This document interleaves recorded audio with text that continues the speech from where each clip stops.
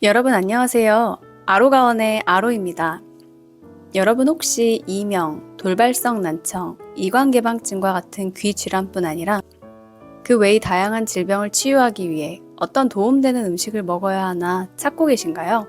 어떤 병원이나 의사를 찾아가야 하나 하고 고민하고 계신가요? 저도 그랬습니다. 저도 처음엔 귀 치료에 도움이 되는 음식을 찾아 네이버나 다음 카페에 가입하여 정보를 얻고 한우들이 치유에 도움이 된다고 한 다양한 영양제나 약초한 음식들을 구해 먹었습니다. 그리고 가장 유명하다는 양한방병원을 찾아갔죠. 그렇게 해서 나으신 분들도 계셨습니다. 저도 그랬다면 아마 더 이상의 고민이나 연구를 하지 않고 일상으로 돌아갔을 것입니다. 그렇게 해서 낫지 않은 것이 오히려 저에게는 행운이었다고 생각합니다. 저는 자연치유를 통해 몸이 전체적으로 건강해지는 원리를 알게 되었고 마음 공부에도 눈을 뜨게 되었으니 말입니다. 제가 왜 마음이 질병을 창조하는지 제가 겪은 일화를 들어 이야기해 보겠습니다. 저는 제 귀질환을 창조한 것은 저 자신이었다는 것을 깨우치게 되었습니다. 혼자 수행하다가 말이죠. 제가 했던 수행은 감정을 발산하는 것이었습니다. 요즘은 유튜브에 마음공부 채널들이 많다 보니 들어보신 분들도 많이 계실 겁니다. 저는 제가 태어나서부터 지금까지 겪었던 사건들 중에 부정적인 감정이 아직 남아있는 사건이나 사람을 떠올려서 그 당시로 돌아가 그 사람이 앞에 있다 생각하고 하고 싶었던 말을 다 하는 것을 해보았습니다.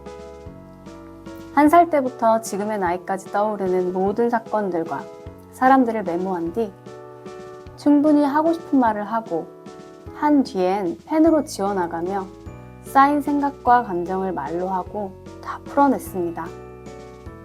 모든 사람들에게 다 하는 데에는 21일이 걸렸습니다.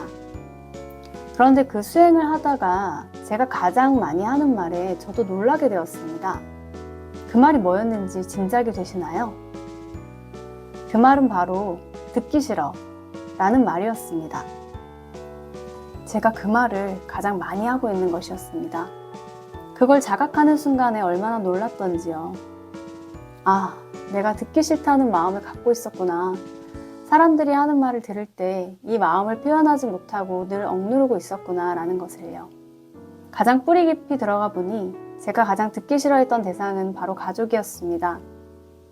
이런 트라우마가 있다는 것을 체득하고 과거의 감정을 풀어주고 과거의 나와 화해하고 그렇게 할 수밖에 없었던 가족을 이해하고 용서하고 또한 이러한 일련의 사건들과 사람들에 감사하고 사랑하는 마음도 갖게 되었습니다.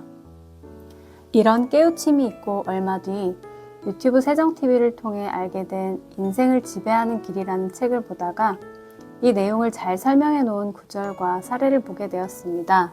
저자인 고 김혜룡 선생님께서는 대구 광명회의 회장님으로 질병을 앓는 사람들을 상담해 주시고 어떤 마음이 그러한 질병을 일으켰는지 알게 해주시어 질병을 치유해 주시는 분으로 유명하셨다고 합니다.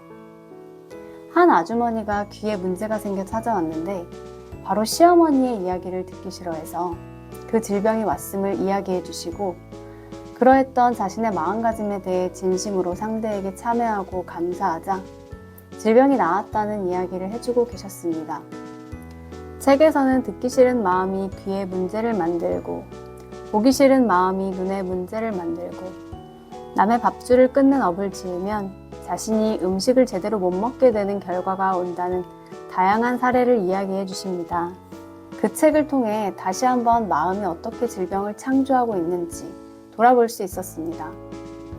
사람 간의 관계가 좋지 않으면 관절이 안 좋아진다는 것, 마음이 냉정하면 몸이 차가워지는 수족냉증과 같은 질병이나 몸에서 찬바람이 나오는 이상한 증세를 앓게 된다는 것, 이런 명쾌한 해설들이 있습니다. 한 번은 어떤 수행단체에 봉사를 하러 갔는데 한 분이 제가 자연치유 공부를 한다고 하니 저에게 개인적으로 오셔서 자기가 몸에서 찬바람이 자꾸 나와서 춥다고 어떻게 해야 하는지를 물으셨습니다. 저는 누군가에 대해 냉정한 마음을 갖고 계시지 않냐고 여쭤보니 그렇다고 하시는 것이었습니다. 미워하는 분에 대해 진심으로 미움을 풀고 참회하고 감사하는 마음을 가지게 되면 나으실 거라고 이야기해 드렸습니다. 얼마 전에는 제가 물을 먹고 체하는 일이 있었습니다. 마음 공부를 하면서도 가끔 체하는데 이것을 마음과 연관시키지는 못했습니다. 그런데 어떤 마음이 나를 체하게 했을까 명상하니 스스로 자각하게 되었습니다. 걸리는 마음이 있었다는 것을요. 저는 사실 체하기 전에 한 지인의 말과 행동을 받아들이지 못하고 있었습니다. 마음에서 걸리니 몸에서도 걸린 것이지요. 물을 먹고 체한 것은 태어나 처음이었고 고생하면서 또 한 가지를 깨우치게 되었습니다. 이러한 자신의 했던 말이나 행동, 억눌러 놓은 감정이나 생각이 병을 창조하기도 하고 또 다른 측면에서는 세상의 관념을 통해 자신이 받아들인 병에 대한 관념이 자신에게 질병을 창조하기도 합니다. 이러한 내용은 생명의 실상이라는 책을 보시면 잘 나옵니다. 각종 언론이나 뉴스, 잡지, TV 프로그램, 병원의 팜플렛, 주변 사람들의 말 등을 통해 우리는 어떻게 하면 질병에 걸린다 또는 특정 질병에 대한 생각을 주입받거나 흡수할 수 있습니다. 생각한 것들이 내 관념 안에 잠재해 있다가 인연이 되면 질병으로 나타나는 것이라고 합니다. 레스터 레븐슨의 책에서도 자신이 가진 생각이 질병을 창조하고 누군가 무심코 건넨 말에 동의해서 잠재의식의 병의 씨앗을 심어 발현된다는 내용이 나옵니다. 여러분도 내 관념 안에 질병에 대한 생각을 심어놓지 않았나 생각해 보시면 좋겠습니다. 필요할 때에는 병원이나 의사, 약의 도움도 받을 수 있다고 생각합니다. 하지만 그것이 건강의 전부를 해결해 주지 못할 수 있습니다. 그럴 땐 나의 마음을 돌아봐야겠죠. 저는 거울 명상을 하면서도 도움을 받았고 이후에는 부모님에 대한 감사 수행을 몇 달 하면서 자연스럽게 마음의 어려움에서 나타났던 몸의 문제들이 사라졌습니다. 어떤 특정 질병이 나아도 또 다른 질병이 나타나고 반복되는 것은 마음이 해결되지 않아 그런 것이며 사실 우리가 겪는 사건들도 마음이 불러오는 것입니다. 충돌하는 마음이 사고를 일으킨다고 합니다. 돌이켜보면 제가 가장 사람들을 미워하고 스트레스가 가장 크던 시절에 교통사고를 연달아 2번 겪었습니다. 해결책은 단순합니다. 그간 미워하고 분노하고 원망하던 사람들 전부와 특히 가족을 용서하는 것입니다. 그 중에서도 부모님 말입니다. 용서해서 더 나아가 감사하는 것입니다. 누군가에게는 쉬울 수도 있는데 저는 그 과정이 쉽지는 않았습니다. 하지만 해나가다 보니 정말 자연스럽게 감사하는 마음도 커지고 몸의 문제도 자연스럽게 사라져 왔습니다. 오늘 제 이야기를 들으시면서 나의 어떤 마음이 질병이나 아픔을 일으켰을까 생각해 보시면 자각이 일어나실 수도 있습니다.